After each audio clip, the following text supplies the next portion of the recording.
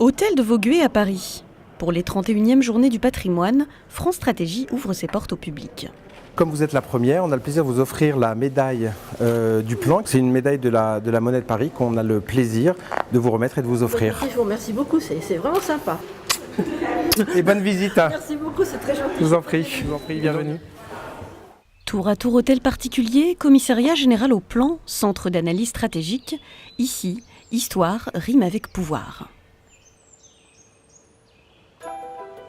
C'est au XIXe siècle que l'architecte Ernest Sanson dirige la construction de l'hôtel de Vaugué. Représentation de la Belle Époque, l'hôtel particulier devient propriété de l'État en 1941. 5 ans plus tard, il abrite le commissariat au plan. À sa tête, Jean Monnet, chargé de relancer l'économie de l'après-guerre. Donc ce bureau, c'est le bureau de Jean Monnet, qu'il aurait lui-même fait venir en 1948-1950. Il l'aurait fait faire par un artisan de Charente, la région d'où il vient. C'est un bureau autour duquel il aimait rassembler ses collaborateurs. Sur ce bureau a été rédigé les différentes versions du premier plan, mais aussi les prémices de l'Europe, avec la rédaction du projet pour la communauté européenne du charbon et de l'acier. Homme politique emblématique, Jean Monnet dirige le commissariat au plan jusqu'en 1952. Durant 60 ans, l'institution définit la planification économique du pays. 15 commissaires lui succèdent.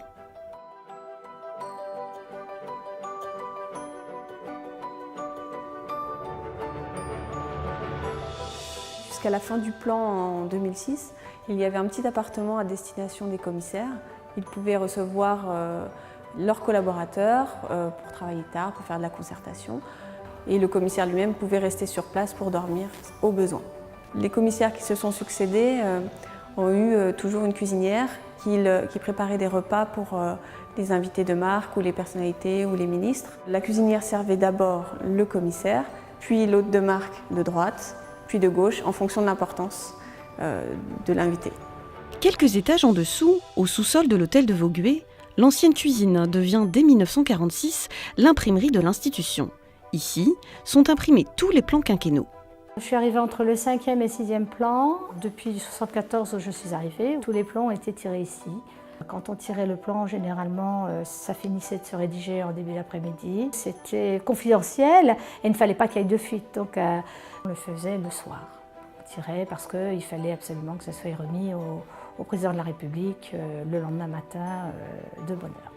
On numérotait les plans et chaque ministre avait un exemplaire. Donc ça pouvait aller de 1, parce que le 0 était au président, de 1 à 15. Dans les années 90, l'impression des plans quinquennaux s'achève. L'institution doit donc se réformer.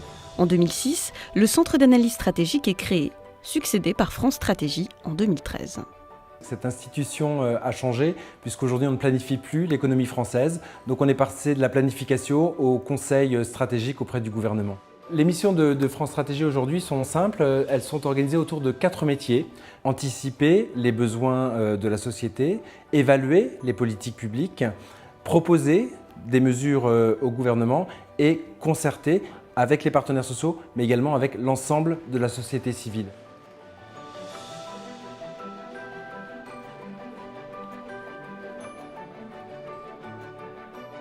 Je suis venue parce que je me documente à travers le site internet de France Stratégie, qui pour moi a été encore le centre d'analyse stratégique, mais bon, j'ai bien compris effectivement l'évolution.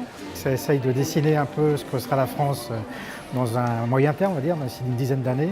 C'est enrichissant et voilà, je conseille à tout le monde d'aller aux Journées du patrimoine.